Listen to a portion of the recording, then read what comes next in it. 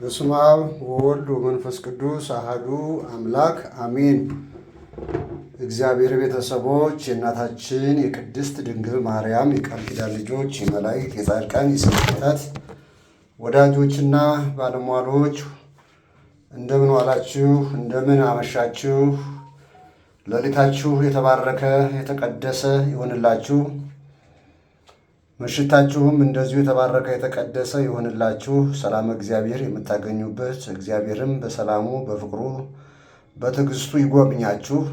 ሰላም ላጣችሁ ሰላሙን፣ ፍቅር ላጣችሁ ፍቅሩን፣ መግባባት ለተሳናችሁ መግባባቱን፣ የምትበሉት የምትጠጡት ላጣችሁ ሁሉ የሚበላውን የሚጠጣውን የማያልቀውን እንጀራ እግዚአብሔር አምላክ ይስጣችሁ። በሰው ሀገርም ያላችሁ በውስጥም ያላችሁ በመከራ የምትፈተኑ የምትቸገሩ የምታለቅሱ እንባችሁን መድኃኔዓለም የድንግል ማርያም ልጅ ኢየሱስ ክርስቶስ እንባችሁን ይጥረግላችሁ። ሥላሴ በምሕረታቸው በቸርነታቸው ይጎብኟችሁ። እንግዲህ ዛሬ ደግሞ እንደ እግዚአብሔር ፈቃድ ሰኔ 7 ቀን ከሰማዕታቱ መንደር በሚል ከቅዱሳኑም ከሰማዕታቱ መንደር ከቅዱሳን ከሆነ የቅዱሳን መንደር እንላለን። በሰይፍ ተቆርጠው መከራ አይተው የሞቱ በእሳት የተቃጠሉ ከሆነ ሰማዕታት እንላቸዋለን። ደግሞ በጸሎት በተጋድሎ በማስተማር እግዚአብሔርን እያገለገሉ ኑረው ደግሞ ያረፉት ቅዱሳን በመባል እንደነ ተክለ ሃይማኖት እንደነ ገብረ መንፈስ ቅዱስ ያለው ቅዱሳን ተብሎ ይጠራል። እንደዚሁም ደግሞ እንደነ ጊዮርጊስ እንደነ መርቆሬዎስ ደግሞ ያለው ደግሞ ስለ እግዚአብሔር ሲመሰክር መከራ ተቀብሎ በአንበሳ ጉድጓድ ተወርውሮ በሰይፍ ተቆርጦ በእሳት ውስጥ ተጥሎ እንደ ድንች ተቀቅሎ እንደ ሽንኩርት ተከትፎ እንደ ስብ ጢሶ የሞተው ደግሞ ሰማዕት ተብሎ ምስክር ማለት ነው። ሰማዕት ማለት በነገራችን ላይ ሰማዕት ተብሎ ይጠራልና ዛሬ ደግሞ ሰኔ 7 ቀን ይዤላችሁ የመጣሁት አንድ አስገራሚ ሰማዕት በጣም ብዙ ስቃይን የተቀበለ ሰማዕት ከስንክሳር ውስጥ ይዤላችሁ መጥቻለሁና ይችን ጠዋት ላይ እንደ ቁርስ ለነፍሳችሁ ቁርስ ነው፣ ለስጋችሁ አይደለም። አሁን የሰጧችሁ ያለሁት ለነፍሳችሁ ቁርስ ይችን እንድትጋብዙ ነፍሳችሁን ጠይቃችኋለሁ። እግዚአብሔር ከሁላችን ጋር ይሁን። አንድ አምላክ በሚሆን በአብ በወልድ በመንፈስ ቅዱስ ስም ሰኔ 7 በዚች ቀንም ቀሊን ከምትባል ሀገርም ቅዱስና ቡሩክ ድል አድራጊም የሆነ አባ አበስኪሮን በሰማዕትነት ሞተ። አበስኪሮን ነው የሚባለው። አበስኪሮን ማለት እንግዲህ የራሱ ትርጉም አለው። እዛ ውስጥ መግባት ጊዜ እንዳልወስድ ብዬ ነው። ይህም ቅዱስ ከእንዴናው ገዢ ከአርያኖስ ጭፍራ ውስጥ ነበረ። የእንዴናው ገዢ ወታደር እንደነበረ ነው እንግዲህ የሚነግረን። ማለት ጭፍራ ውስጥ ነበረ ካለ ጭፍራ ማለት ወታደር ነው። ከጭፍራ ውስጥ ነበረ።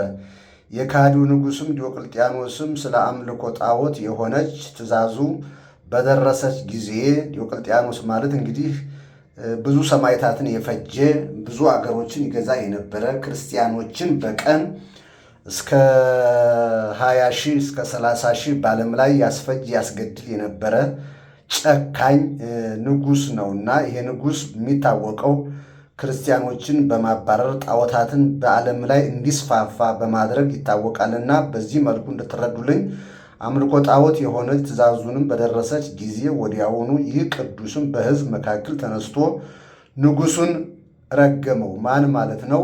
ከመጀመሪያ ካሪያኖስ የሚባለው ማለት ነው። ጻድቅ ማለት ነው። ይሄ አበስኪሮን የሚባለው ጻድቅ ወይም ወታደር የነበረ ማለት ነው። ስለዚህ በደረሰ ጊዜ ወዲያውኑ ይህ ቅዱስ በሕዝብ መካከል ተነስቶ ንጉሡን ረገመው፣ ጣዖታቱንም ሰደበ። ወታደርም ስለሆነም ያሰቃየው ዘንድ ማንም አልደፈረም። ነገር ግን በንጉሥ አዳራሽ ውስጥ አሰሩት ይላል። ማንን? ቀደም ወታደር የነበረውን አሁን ግን በእምነቱ የሚመሰክረው ማለት ነው። መኮንኑም ወደ ሀገረ ሲውጥ በሄደ ጊዜ ወደ ንጉሡም ላከውና በእርሱም ጋራም ሌሎች ወልፍዮስ፣ አርማኔዎስ፣ አርኪያስ፣ ጴጥሮስ፣ ቀራኔዎስ የተባሉ ነበሩ። እኒህም ክብር ይግባውና ስለ ጌታችን ኢየሱስ ክርስቶስ ደማቸውን ሊያፈሱ ከአባ አበስኪሮን ጋራ ተስማሙ ይላል። ከአባ አበስኪሮን ጋራ ተስማሙ። አበስኪሮን ማለት እንግዲህ ይሄ ወታደር የነበረው ሰው አሁን ግን አምኖ አማኝ ሆኖ አባ የተባለው ማለት ነው። በንጉሡም ፊትም በቆሙ ጊዜ በጌታችን ታመኑ። ንጉሡም ትጥቃቸውን ይቆርጡ ዘንድ በየአይነቱ በሆነ ስቃይ እንዲያሰቃዩአቸው አዘዘ። ንጉሡም እንዳዘዛቸው አደረጉባቸው። ከእኚህም አምስቱን ግን ራሳቸውን የቆረጧቸው አሉ፣ የሰቀሏቸውም አሉ። እንዲሁም ገድላቸውን ፈጽመው የሕይወት አክሊል ተቀበሉ ይላል። ከሱ ጋር ከዚህ ከመነኩሴው ጋር ከወታደሩ መነኩሴ ጋር የነበሩ ሰዎች 5 ሰው የነበሩ፣ ግማሾቹን በስቅላት ግማሾቹን ደግሞ አንገታቸውን ቆርጠው እንደገደሏቸው ነው የሚናገረው። የከበረ አበስኪሮስን ግን ታላቅ ግርፋትንም እንዲገርፉት አዘዘ። ከዚያም በኋላ ከራሱ እስከ አንገቱ ቆዳውን እንዲገፉ በፈረስ ጅራትም አስረውም በከተማ ውስጥም እንዲጎትቱትም አዘዘ። ይህንንም ሁሉ አደረጉበት። ከዚህም በኋላ በብረት ምጣድ ውስጥ አድርገው በላዩ አፉን ዘግተው ተሸክመው ወስደው በውሽባ ቤት ማንደጃ ውስጥ ጨመሩት። በስቃዩም ውስጥም ሁሉ የእግዚአብሔር መልአክ ወደ እርሱ ይመጣና ያጽናናው ነበረ። ክብር ምስጋና ይግባውና ያስታግሰው ነበር። ያለ ምንም ጉዳትም አድኖ በደህና ያስነሳው ያቆመው ነበረ። ከማሰቃየቱም በደከመ ጊዜ ከስቃዩም ሁሉ የሚበልጥም የስራይ ባለመድኃኒት ማለት ነው። ስራይ ሲል ባለመድኃኒት ማለት ነው፣ መተተኛ ማለት ነው። ባለስራይም ወደ አየር ወጥቶ ከአጋንንት ጋር የሚነጋገር ስራየኛ አመጡለት። ወደ ሰማይ በአጋንንት ይወሰዳል፣ ከአጋንንት ጋር ይነጋገር ነበረና ከመሬት ወደ ሰማይ ይነጠቅ የነበረ ጠንቋይ ነው። ስራይ መድኃኒት በጣሽ ነው፣ ስር በጣሽ የነበረ ሰው ነው እና ከአጋንንት ጋር የሰራ የነበረ ሰው ነው። ከአጋንንት ጋር የሚነጋገር ስራየኛ አመጣለት። እርሱም የውሽባ ቤቱን ዘግተው ሽንት እንዲረጩበት አዘዘ። በውሽባ ቤቱ ውስጥ ሽንት እንዲሸናበት እንዲረጩበት አዘዘ። እንግዲህ ለእግዚአብሔር ይህን ያህል መስዋዕት ሃይማኖተኛ ስትሆን ይሄ እኛ ላይ የሚደርሰው መከራ ጥቂቱ ነው። እነሱ ላይ የሚደርሰውን ተመልከት። ሽንት ይሸናባቸው ነበረ አዘዘ። እንደዚሁም አደረጉበት። እባብም ይዞ በላዩም አሾካሾከና ለሁለት ክፍል ሆኖ ተሰነጠቀ። መርዙን ሆዱ ዕቃውንም ወስዶ በብረት ወጨት አድርጎ አበሰላቸው። ተመልከቱ። እባቡ በጆሮ ወስዶ አንሾካሾከ። ይሄ ጠንቋይ ማለት ነው። ከዛ በኋላ ለሁለት ሰነጠቀው እባቡን፣ መርዙንም አስተፋ። ከዛ በኋላ ዕቃውን ወስዶ በብረትም ወጨት አድርጎ አበሰላቸው። ተመልከቱ። መርዙንም እንደው አድርጎ እባቡንም ሰንጥቆ አበሰላቸውና በውሽባ ቤቱ ውስጥም ወደ አባ አበስኪሮን አቅርቦ ያንን መርዝ ይበላ ዘንድ ሰጠው። ቅዱሱም በላ። ተመልከቱ። እባቡን ምን ሆነ? በላው። እስከ መርዙ በላው። እንግዲህ አሁን እባብ እስከ መርዙ በጣም ይገላሃል ማለት ነው። እስኪ ይገለው እንደሆነ እስኪ እንየው። እንግዲህ አቅርቦ ያንንም መርዝ ይበላ ዘንድ ሰጠው። ቅዱሱም በላ፣ ግን ምን ጉዳትም አልደረሰበትም። ክብር ምስጋና ይግባው።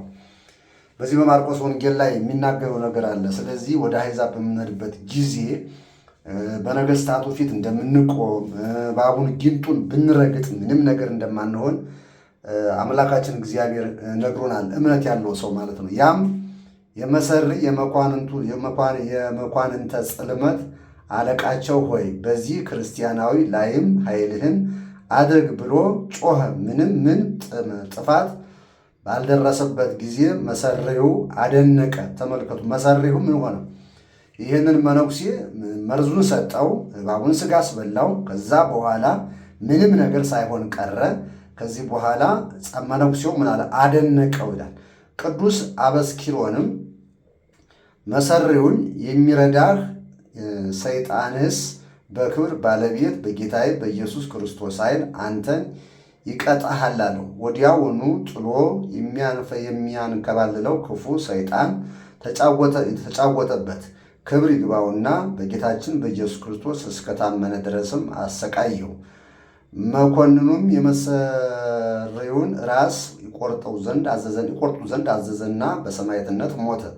ተመልከቱ። ያ መርዘኛ እባብ ያበላ የነበረው መሰሪው ጠንቋዩ በዚህ ሰው ድርጊት በመነኩሴው እምነት ተደነቀ ይላል እና ከዛ በኋላ ይሄ መነኩሴው ወይም ደግሞ ስሙን የጠራ ነው ከላይ ወታደር የነበረው እግዚአብሔርን ያመነው ክርስቲያን እኔ ጌታ ኢየሱስ ክርስቶስ አማኝ ነኝና አንተን እግዚአብሔር ታምር ያሳየኛል አሁን አለው። ከዚያ ወደቀ፣ ጣለው፣ አንፈራገጠው። ከዛ በኋላ ንጉሱ መጣና ይህንን ባለመሰሪውን በሰይፍ አስቆረጠው፣ ሞተ ይላል። ስለዚህ ሰማዕት ሆነ። ተመልከቱ። በቅዱሱም ቅዱስ አበስኪሮን ላይ ግን ቁጣና ብስጭትም መጨመር ጽኑ ስቃዩንም አሰቃየው። በቅዱስ አበስኪሮን ላይም አለ ቁጣና ብስጭትን በመጨመር ጽኑ ስቃይንም አሰቃየው። አባለ ዘሩንም እንዲቆርጡ አዘዘ። ተመልከቱ። ያኛው ባባ ባለው፣ ይሄ ደግሞ አባለ ዘሩን የሽንት መሽኛውን ማለት ነው። ቀጥታ ምን አደረገው? እንዲቆርጡ አዘዘ። እርሱ ግን በመከራው ሁሉ ጸና። ተመልከቱ። እግዚአብሔርን ያመሰግን ነበረ። በዚህም በኋላ ራሱንም በሰይፍ እንዲቆርጡ አዘዘና ቆረጡት። የድል አክሊልንም በመንግሥተ ሰማያትም ተቀበለ። ከቅዱስ አበስኪሮን ታምራትም አንዱን እነግራችኋለን። በግብፅ ደቡብ በስሙ የታነጸች ቤተ ክርስቲያን ነበረች።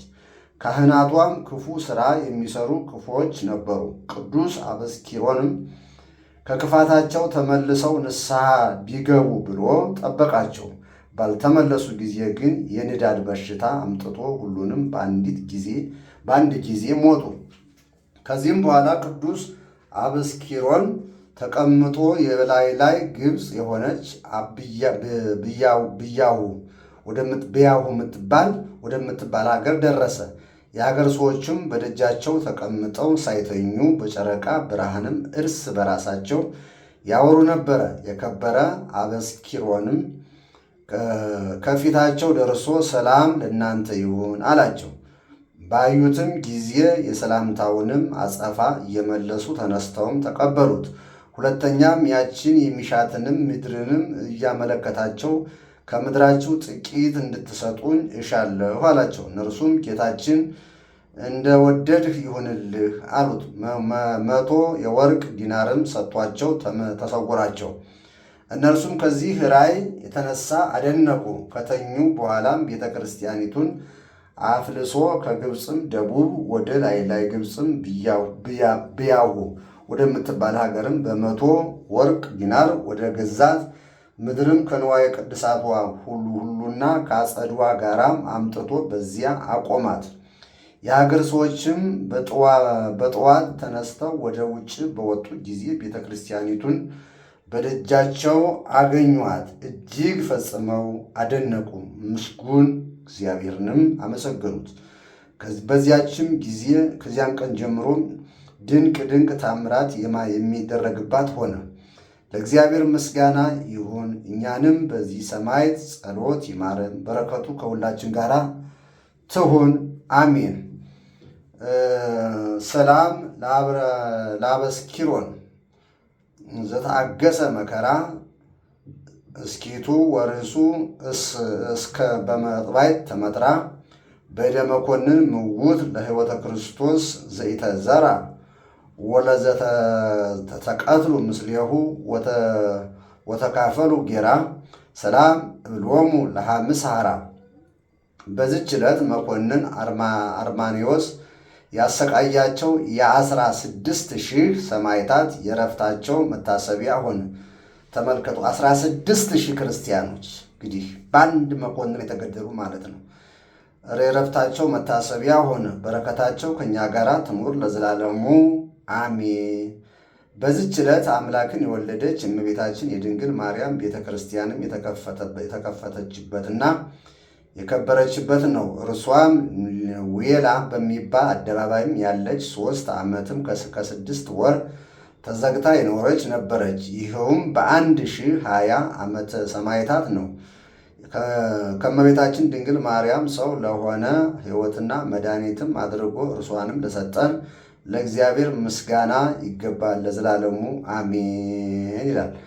ከዛ በኋላ ዘአቅረብኩ ማሕሌተ አዘክሬ አእላፈ እምለተ ጸምዱ ዘለፈ ለእለ አነብብ ተወከፍ ዘንዴቲ መጽሐፈ እንተረሰይከ እግዚኦ ጸዲቀ መበለት ውኩፈ እምእለ አበው ብዑላን ዘተርፈ ነቢያት ቅዱሳን ወሐዋርያት ሰባኪያን ሰማዕታት ወጻድቃን ወመላእክት ትጉሃን ደናግል አዲ ወመነኮሳት ሄራን ባርኩ ባርኮ ጉባኤ ዛቲ መካን እስከ አረጋዊ ልህቅ ወንዑስ ሕፃን ለዛ ጻፎ በክርታስ ወዘጻፎ እንዘ ይደርስ ለዛ አንበቦ ወዘተርጎሞ በልሳን አዲስ ወዘሰማ ቃሎ በዝነ መንፈስ በጸሎተ እሙ ማርያም አራቂተ ኩሉ እምባ ስውረ ይማረነ ኢየሱስ ክርስቶስ። አነሳስቶ ላስጀምረን አስጀምሮ ላስፈጸመን ለልዑል እግዚአብሔር ክብር ምስጋና ይግባው። ስለሰማችሁ ስላዳመጣችሁ ሁሉ አምላካችን እግዚአብሔር የምሕረት የሰላም ድምፅ ያሰማችሁ፣ አሜን በሉ።